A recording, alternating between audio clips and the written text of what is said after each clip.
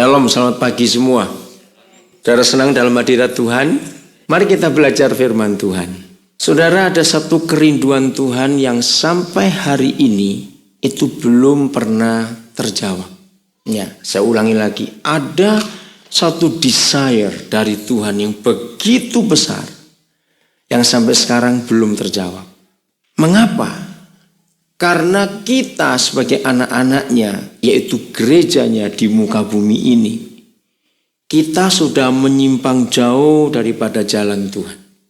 Ada beberapa hal yang mungkin akan membuat saudara kaget atau terkejut. Karena selama ini kita sebagai gereja itu sangat salah. Apa kerinduannya itu?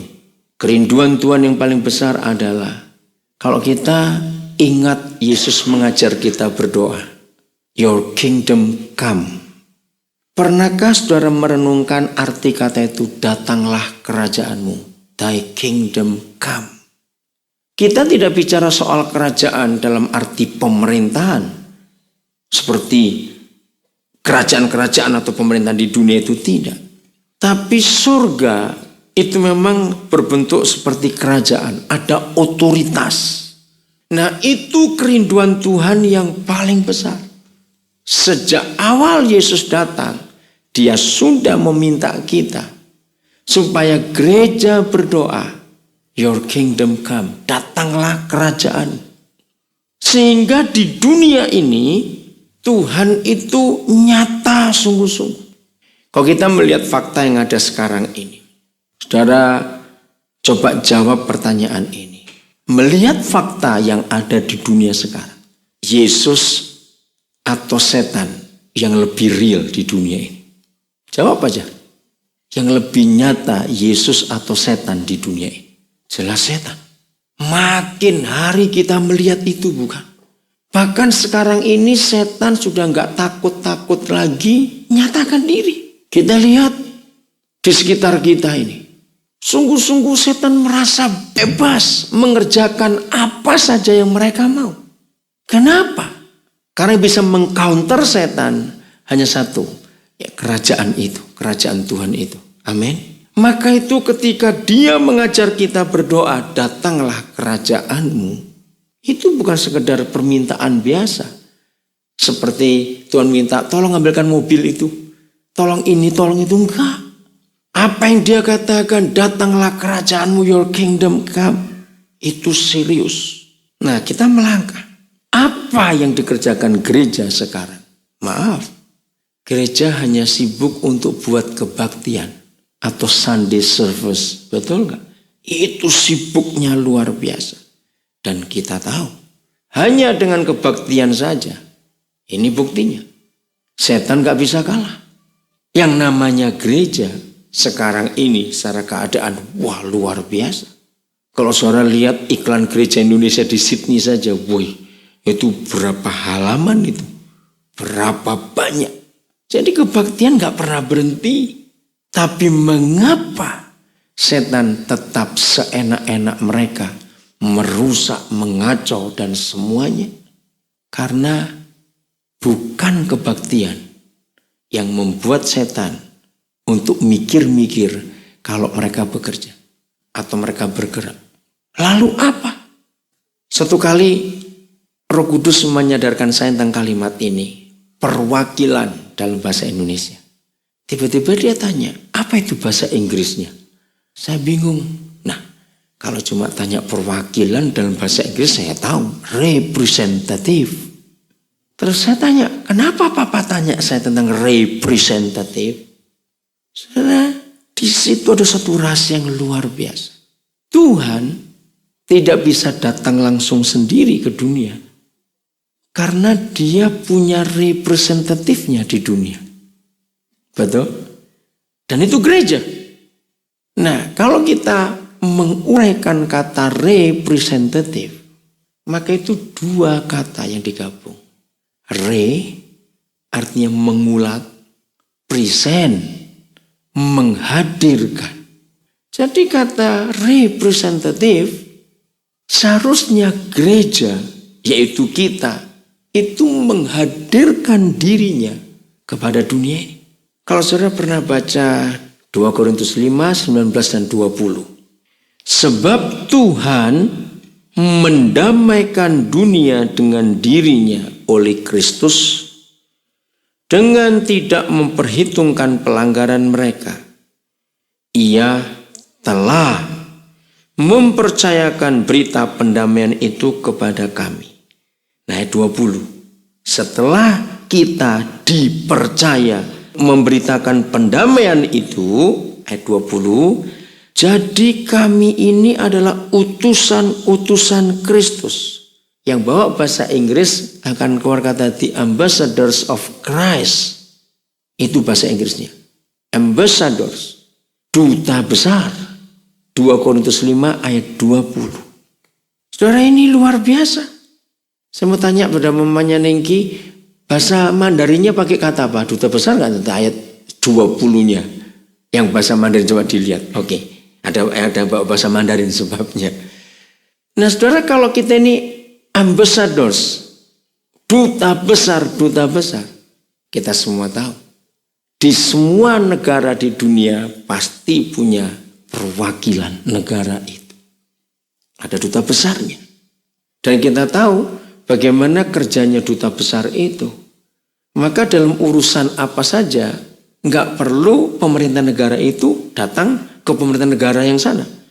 Datang aja ke perwakilannya yang ditunjuk di negara itu. Sama kedudukannya. Pakai kata apa, Fon? Duta besar? Utusan juga. Oke. Nah, kita adalah duta besar kerajaan surga di dunia. Katakan amin ini. Seakan-akan, pakai kata itu, seolah-olah Tuhan sendiri menasehati kamu dengan perantaraan kami. Coba renungkan kata ini, seolah-olah Tuhan menasehati kamu. Jadi kita ini wakil Tuhan di dunia ini. Sehingga dunia ini akan tahu bagaimana Tuhan itu. Mereka nggak perlu ke surga dulu. Bisa konyol kalau mereka ke surga dulu. Pasti nggak akan ketemu Tuhan. Justru lewat kita, dunia itu akan terima nasihat dari Tuhan. Nah, ini yang seharusnya gereja itu sibuk mengerjakannya. Yaitu mempersiapkan diri sebagai His representative. Sehingga dunia kalau mau cari Tuhan nggak repot-repot. Ada perwakilannya di dunia ini. Nanggap maksud ini saudara? Nah sekarang kita melangkah. Dalam bentuk apa His representative ini? Nah kalau gereja sekarang ditanya dengan pertanyaan ini, jawabannya ya dengan kebaktian. Ya dengan acara-acara gereja ini. Buktinya acara-acara gereja tidak habis-habis. Tapi toh dunia tidak bertemu dengan Tuhan. Karena apa? Yang disebut perwakilan Tuhan, His representative, itu bukan gereja secara kebaktian, bukan gereja secara organisasi, atau gereja secara gedung, bukan. Gereja secara apa yang dia cari? Maka itu, kalau kita tidak mengerti hukum ini, maka gereja akan terus bersalah dalam perjalanan hidupnya. Matius 18 kita lihat ini. Jadi perwakilannya dalam bentuk apa ini saudara? Kiranya Roh Kudus menolong kita supaya mulai hari ini kita merubah konsep kita pelayanan dan mengerti hati Tuhan. Matius 18 ayat 19 dan 20. Dan lagi aku berkata kepadamu, jika 2 orang daripadamu di dunia ini sepakat meminta apapun juga, permintaan mereka itu akan dikabulkan oleh Bapa-Ku yang di surga. Sebab di mana 2 atau 3 orang berkumpul dalam nama-Ku, Di situ aku ada di tengah-tengah mereka. Nah, ayat 20 ini yang memberitahukan kepada kita siapa perwakilan surga di dunia. Perhatikan kalimat terakhir ayat 20. Di situ aku ada di tengah-tengah mereka. Kalau Tuhan Yesus ada di situ, di tengah-tengah mereka, berarti dia hadir atau tidak, saudara? Dia hadir. His presence is there. Nah, mereka ini siapa? Hampir semua kebaktian, bahkan kelompok-kelompok persekutuan pun, kalau mau mulai kebaktian, ayat ini pasti disebut. Betul nggak? Saudara-saudara, kita sering berkumpul. Kalau cuma 2-3 orang saja Yesus hadir, apalagi kita lebih banyak begini. Kadang-kadang konsep itu nggak dimengerti dengan jelas. Kita harus tanya siapa 2-3 orang itu. Nah, ini kita mau teliti sekarang, siapa 2-3 orang itu yang mampu menghadirkan Yesus ke dunia. Di situ aku ada di tengah-tengah mereka. Tidak ada ayat lain dalam Alkitab yang memberitahukan kepada kita bagaimana dia ada. Lagi sekali, tidak ada ayat lain dalam Alkitab yang kita bisa cari yang menyatakan bagaimana Yesus itu hadir. Dan inilah satu-satunya ayat itu. Siapa atau apa yang bisa membuat kerajaannya dan rajanya itu turun ke bumi? Hanya ayat ini. Sebab 2 atau 3 orang yang berkumpul dalam namaku, di situ aku ada di tengah-tengah mereka. Wah, ini luar biasa, saudara. Dan ini sungguh dahsyat. Mari kita cari siapa 2 atau 3 orang ini. Sehingga kita tahu siapa yang bisa menjadi perwakilannya di dunia ini. Kita nggak usah jauh-jauh untuk mencari jawaban siapa mereka ini. Ayat 19 akan menerangkan kepada kita siapa mereka itu. Kita lihat ayat 19. Dan lagi aku berkata kepadamu, jika 2 orang daripadamu di dunia ini sepakat.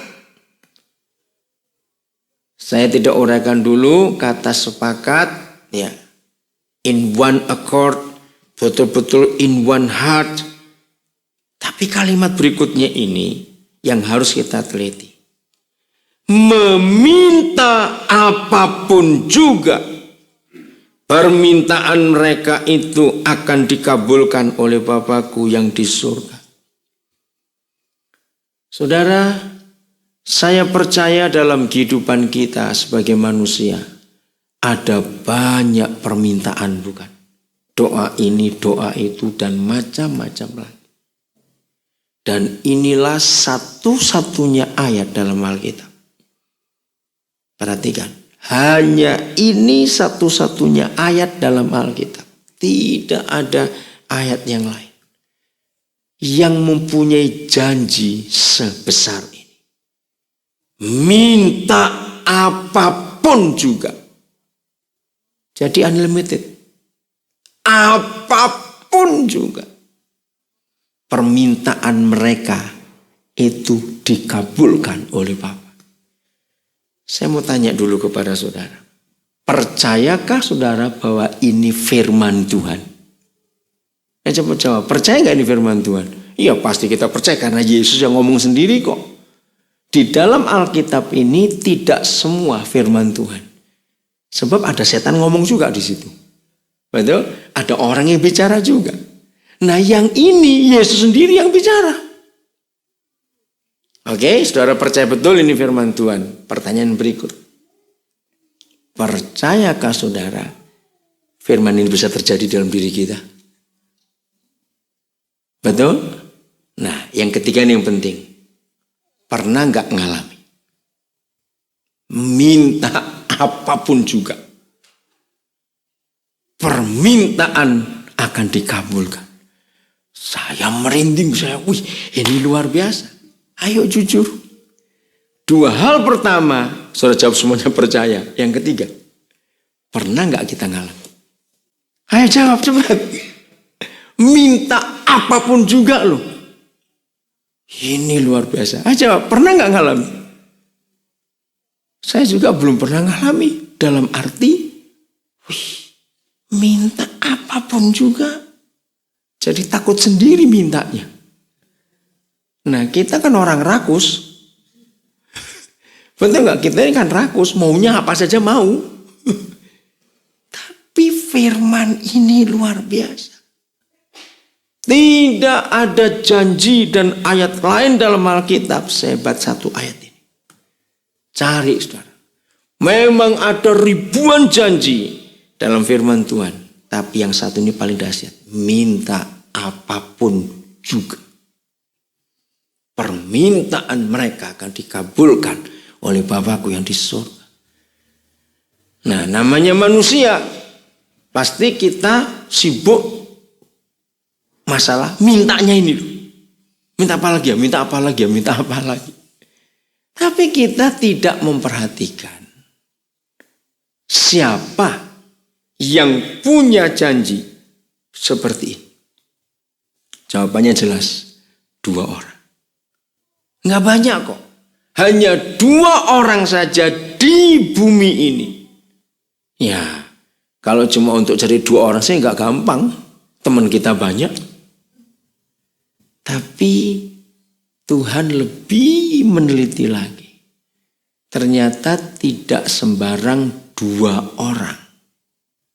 Tapi 2 orang yang sepakat. Yang bisa sehati. Nah, ini masalahnya. Salah seorang teman, dia mengerti Hebrews, bahasa Ibrani, dia ngerti Greek, bahasa Yunani. Lalu saya tanya, coba tolong saya bongkar kata sepakat ini itu apa? Dalam bahasa asli Perjanjian Lama dan Perjanjian Baru. Kata sepakat itu ada unsur dasarnya covenant. Membuat perjanjian sehidup semati. Kata sepakat itu tidak boleh dibuat oleh siapa saja kecuali Tuhan dengan gerejanya dan suami istri. Tidak boleh ada yang lain. Covenant itu hanya untuk Tuhan dengan gerejanya. Kita buat covenant dengan Tuhan. Jadi setiap kali kita makan dan minum tubuh dan darah Yesus dalam Holy Communion, itu kita buat covenant lagi dengan Dia. Terikat perjanjian darah, blood covenant. Maka itu kepada Abraham Tuhan membuat blood covenant itu. Itu kekal perjanjian, nggak bisa putus. Kemarin malam kita belajar dalam season pertama, mengapa virginity, keperawanan, kalau dia robek itu pasti ada darah. Karena itu blood covenant. Jadi pernikahan disebut pernikahan kudus kalau masih perawan. Karena itu blood covenant. Masih ingat ketika Tuhan marah kepada Musa dalam perjalanan mereka sekeluarga kembali ke Mesir. Malam itu Tuhan marah dan Sipora sebagai istri Musa takut melihat Tuhan marah. Kenapa? Karena Musa tidak buat blood covenant untuk anak-anak lakinya dengan sunat. Dan begitu malam itu Sipora menyunat anaknya. Lalu Sipora berkata, inilah pengantin darah. Kenapa ada kata itu? Karena Musa nggak buat covenant. Membatalkan perjanjian covenant itu yang pernah diikat Tuhan dengan Abraham, nenek moyangnya. Jadi dua orang yang boleh dan bisa sepakat itu hanya suami istri. Maka itu mengapa hanya dalam pernikahan Kristen semua agama di dunia itu punya ritual perkawinan. Tidak ada agama di dunia tidak punya ritual perkawinan. Tapi hanya Kristen yang ritualnya ada janji dari dua orang itu. Masih ingat? Kita buat vow. Itu gak sekedar ucapan. Tapi itu covenant. Bahwa laki-laki berjanji di hadapan Tuhan untuk sehati setia kepada perempuan ini. Dan tidak akan ditinggalkan, yang akan cerai. Itu kuat sekali janji itu. Begitu pula bagi yang perempuan. Mengucapkan janji yang sama kepada laki-laki itu. Saudara, maka itu pernikahan Kristen itu luar biasa. Bahkan dengarkan. Cari semua religion, semua suku, semua kelompok manusia di dunia ini. Tidak ada suku, bangsa, agama apapun yang punya acara anniversary dalam pernikahan. Hanya Kristen yang ada peraturan memperingati ulang tahun pernikahan. Tidak ada yang lain agama di dunia ini. Pernah perhatikan itu enggak? Di dalam kekristenan justru ulang tahun, birthday itu enggak dirayakan. Tidak ada ayat dalam Alkitab kita merayakan ulang tahun. Tidak ada. Maka itu Yesus lahir pun nggak pernah diberitahu tanggal tepatnya. Semua orang-orang kudus di perjanjian lama maupun baru tidak ada. Karena ulang tahun itu tradisi kafir. Tapi di kekristenan memperingati anniversary, ulang tahun pernikahan itu penting. Mengapa? Ini dia. Setiap kali kita buat anniversary dalam pernikahan kita, itu artinya kita mengulang kembali janji itu. Supaya kita tidak lupa covenant yang kita buat. Hebat sekali. Jadi tiap kali kita memperingati anniversary, kita kembali kepada covenant itu. Untuk ngecek apakah hubungan kita tetap manis, tetap baik sebagai suami istri. Kita ingat kembali janji itu. Maka itu hal yang penting dalam anniversary pernikahan kita. Itu bukan makan di mana ya? Buat pesta apa ya? Bukan itu yang penting. Yang penting adalah apakah kita masih setia pada janji yang kita pernah ucapkan. Kenapa? Karena kesepakatan itu harus ada seumur hidup kita. Saya bersyukur kepada Tuhan. Karena Dia mempercayakan kami suami istri dalam pelayanan pernikahan ini. Tanggal 15 Januari yang lalu. Jadi tahun 2007 ini. Saudara, kami diundang oleh keluarga Om William Suryajaya. Mantan pemilik Astra. Buat kami satu penghargaan yang luar biasa. Bukan karena dia orang hebat di Indonesia, tidak. Kenapa? Karena 15 Januari yang lalu Om William dengan Tante Lili itu merayakan their 60th anniversary. 60 tahun mereka menikah. Mereka buat di hotel mereka sendiri, di Grand Melia di Jakarta. Nah, buat saya itu ke-6 kali saya menghadiri anniversary yang ke-60. Jadi saya sudah lihat 6 pasang. Yang terakhir sebelum 15 Januari, itu tahun 2005, kakak kandung Om Damaris. Ya, Om Damaris cuma berdua, kakaknya namanya Om Osantana. Itu mereka juga memperingati 60 tahun pernikahan. Dan saya paling suka kalau ada di acara-acara anniversary yang paling sudah sampai puluhan tahun begitu. Yang menikah 50 tahun, golden anniversary, itu saya hitung sudah lebih dari 20 kali. Kenapa? Karena banyak keluarga yang melihat itu. Kalau yang 25 tahun, wah sudah nggak ngitung berapa banyak itu. Nah saudara, mengapa dalam kekristenan ada itu? Saya ulangi lagi. Karena harus mengulang janji. Tapi yang paling hebat dari semua anniversary itu Oktober tahun yang lalu. Saya ada di peristiwa anniversary yang ke-80 tahun, saudara. Itu saya kagum sekali. Ini si opa umur 103, si oma umur 97. Jadi oma ini menikah umur 17 tahun, ini 80 tahun kawin. Memang mereka sudah lemah, tapi saya rasa mereka masih tahu acara itu. Karena dari wajah mereka dua ini, sukacita. Nah yang ngerayakan bukan anak mantunya, sudah meninggal semua. Cucu cicitnya ngerayakan itu. 80 tahun kawin. Saudara, bagaimana dengan pernikahan kita? Kesepakatan itu masih berlaku enggak? Berapa banyak yang kita temui zaman sekarang? Alasannya begini, ya kita sih begini karena demi anak-anak. Pernah dengar orang ngomong seperti itu?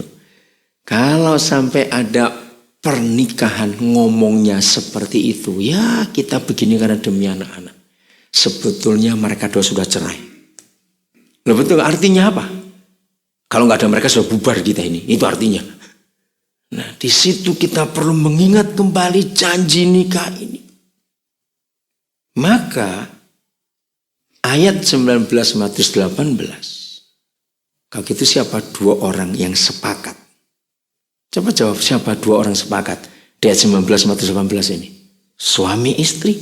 Tidak ada janji dan jaminan lain yang memiliki janji sehebat ini. Minta apapun juga. Permintaan mereka akan dikabulkan oleh Bapakku di surga. Kecuali suami istri. Hebat nggak ini saudara?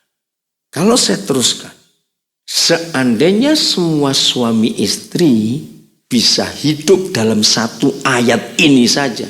Seandainya Alkitab tidak ada ayat-ayat lain, cuma satu ini saja. Percayakah saudara, yang namanya suami istri, hidup itu nggak perlu punya masalah. Ya atau tidak? Karena jaminannya minta apapun juga. Permintaan mereka akan dikabulkan oleh Bapakku yang di surga. Minta apapun juga. Berarti setiap masalah yang kita hadapi dalam hidup pernikahan kita, kalau kita minta jalan keluarnya, solusinya semuanya pada Bapa, dijawab enggak? Ayo, dijawab atau tidak? Pasti, karena jaminannya minta apapun juga. Ayo kita jujur pada diri kita sendiri, jujur. Kalau saya balik firman ini, berarti kalau dalam pernikahan kita ada begitu banyak masalah yang tidak selesai. Padahal kita sudah minta dan berdoa. Berarti jawabannya apa? Nah, kita tidak sepakat. Yang suami maunya begitu, yang istri maunya begini. Kenapa bisa terjadi begitu? Berarti setan lebih menang atas pernikahan kita daripada Tuhan. Ayo suami istri kita jujur pada diri kita sendiri. Keributan-keributan yang sering terjadi dalam pernikahan kita, itu bukan perkara besar. Ya atau tidak? Justru perkara-perkara kecil yang seringkali jadi alasan untuk kita nggak sepakat. Ayo jujur, siapa yang sudah 3 minggu nggak ngomongan baik-baik? Baru ngomong sedikit sudah yang sana sudah, berapa banyak kata itu yang keluar. Akhirnya malas ngomong. Saudara dengarkan kata-kata ini.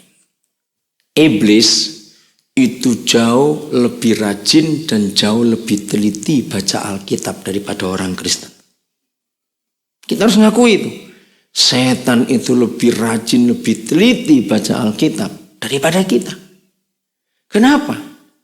Karena setan sudah menguasai ayat-ayat yang penting, ayat-ayat yang vital dalam Alkitab.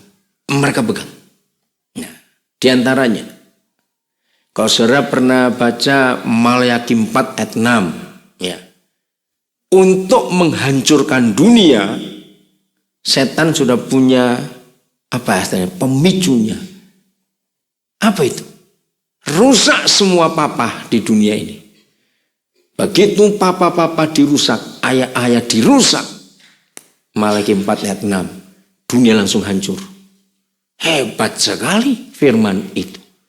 Ya, Malaki 4 ayat yang ke-6. Termasuk ayat ini. Setan tahu yang bisa membuat pekerjaan setan berantakan dan kacau balau itu ternyata hanya suami istri yang sepakat. Saya ulangi, yang bisa membuat setan kacau balau dan pekerjaannya berantakan itu hanya karena suami istri yang sepakat.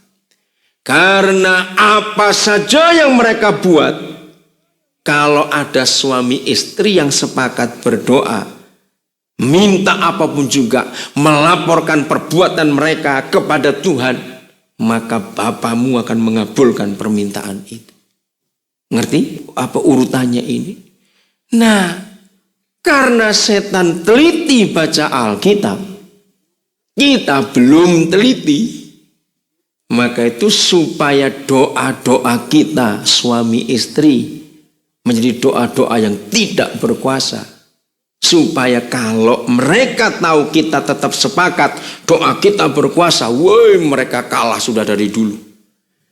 Maka mereka hancurkan kita dulu. Saudara nggak usah bilang ribut besar, bahkan sampai mau cerai, nggak usah. Kalau kita nggak pernah sepakat dalam urusan kecil, saya cuma beri contoh saja. Berapa kali kita pernah ribut suami istri hanya urusan kancing, urusan sandal. Ngerti? Boleh saya sebut kata ini? Pernah ngalami itu bisa jadi besar di rumah. Sisir. Betul nggak? Perkara-perkara kecil dalam hidup kita. Kalau sehari saja kita nggak saling ngomong, nggak ribut, nggak berkelahi, tidak.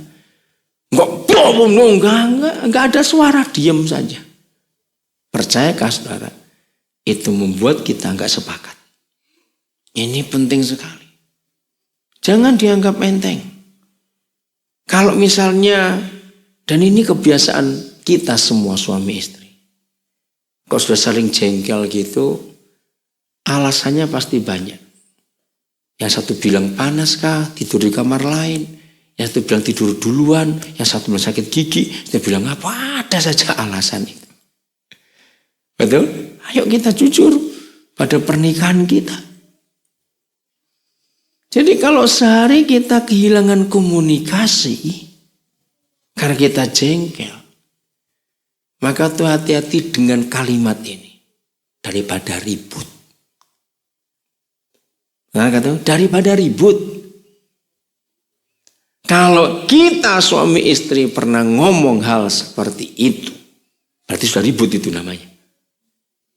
Loh betul nggak? Coba renungkan kata-kata. Daripada ribut, lebih baik aku nggak ngomong. Ngomong salah.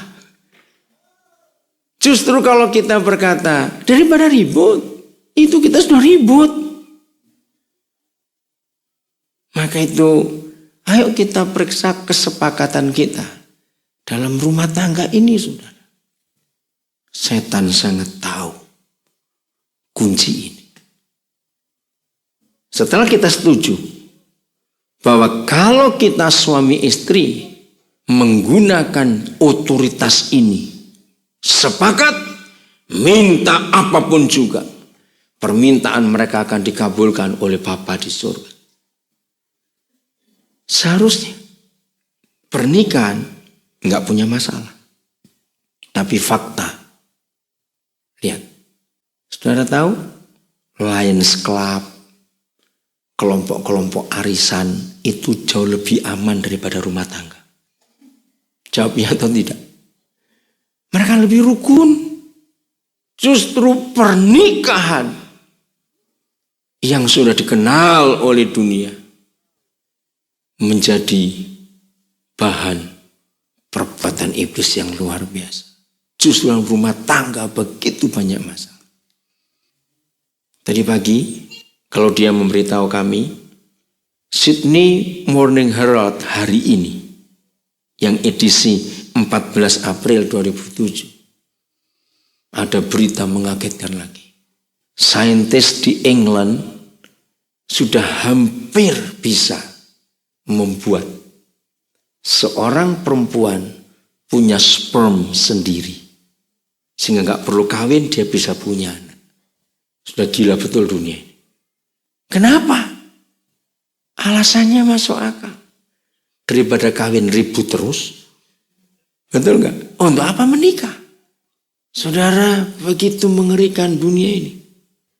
Setan sudah punya cara. Kalau saudara baca, bukan testimonial, Daily Telegraph yang 2 hari yang lalu, hari Jumat. Seorang istri yang diceraikan, berapa kali appeal ke pengadilan, dia dikalahkan. Karena waktu mereka baru menikah, mereka belum mikir punya anak dulu. Lalu mereka menyimpan 4 embrio. Jadi waktu mereka baru menikah, mereka belum mikir punya anak. Lalu mereka frozen embrio mereka. Ada 4. 8 bulan setelah mereka menikah, mereka cerai. Nah, sekarang ini 5 tahun perjuangan perempuan ini untuk memiliki anak dari frozen embrio itu. Tapi suaminya tidak setuju. Akhirnya dia gagal. Dalam berita Daily Telegraph yang hari Jumat kemarin, dia hancur hidupnya karena dia nggak bisa punya anak. Karena itu 4 embrio dihancurkan. Ini pembunuhan, sudah. Mengerikan dunia ini. Jadi betul-betul lembaga perkawinan sedang dihancurkan total oleh si iblis. Itu sebabnya kalau gereja tidak bisa memberi contoh kepada dunia. Karena gereja adalah his representative. Dan salah satu yang paling dinyatakan hubungan Tuhan. Season pertama kita sudah belajar soal ini adalah pernikahan. Maka kita gagal mewakili Tuhan di dunia ini. Sedikit saya ungkap season pertama. Bahwa pada mulanya itu adalah keluarga. Sebab papa mama itu mewakili Tuhan mutlak di dunia ini. Dengarkan lagi season yang pertama dalam rekaman itu. Itu sebabnya ketika setan ingin merusak Tuhan, kalau saya pakai kata yang radikal itu, setan tidak akan merusak gereja. Dengarkan. Kalau setan ingin merusak image Tuhan, dia nggak akan rusak gereja. Kalau setan ingin merusak image Tuhan, gambar Tuhan, dia rusak pernikahan. Mengerikan sekali ini, saudara. Begitu pernikahan dirusak, maka rusaklah seluruh dunia ini. Nggak main-main ini, saudara. Maka itu biarlah seberapa banyak kita yang mengerti kebenaran ini. Dan mari kita jaga pernikahan kita. Supaya dunia itu melihat. Banyak pernikahan Kristen ini yang sungguh-sungguh luar biasa.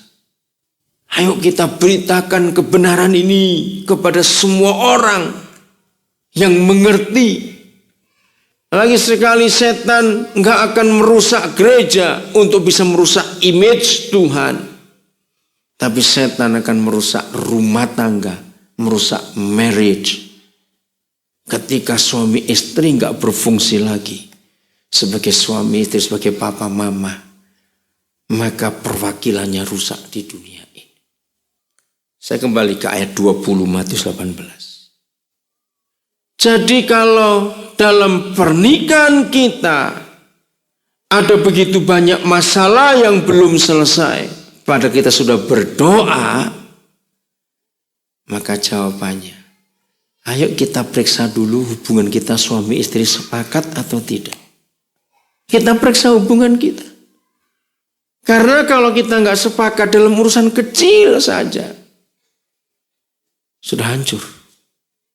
Saudara jangan anggap enteng kata ini, jengkel aku. Awas, kata-kata itu kata yang sakti untuk menghancurkan covenant ini. Jengkel gua. Awas kata ini. Begitu kita dua saling jengkel, baik kita break the covenant. Kita nggak sepakat. Kita harus hati-hati. Setiap hari kita menjaga hubungan ini tetap dalam kesepakatan, tetap dalam kesatian, tetap dalam hal saling menerima satu dengan yang lain. Saudara, penting sekali dalam kehidupan ini kita menjaga itu. Bahkan bukan cuma untuk kita. Anak-anak kita pun akan terlindung, aman, kalau kita papa mamanya tetap kompak, tetap sehati. Katakan amin. Ada kuasa di situ. Oke, ayat 20. Seharusnya terjemahnya begini. Ya, kalau saya pakai bahasa Indonesia, ayat 20. Sebab di mana ada dua orang dan orang-orang ketiga berkumpul dalam namaku. Perhatikan, di mana ada dua orang dan orang-orang ketiga berkumpul demi namaku, di situ aku ada, in their midst. Sekarang kita lihat, siapa orang kedua pertama disebut? Suami istri. Nah, kalau ada dua orang pertama yang suami istri, lalu muncul orang-orang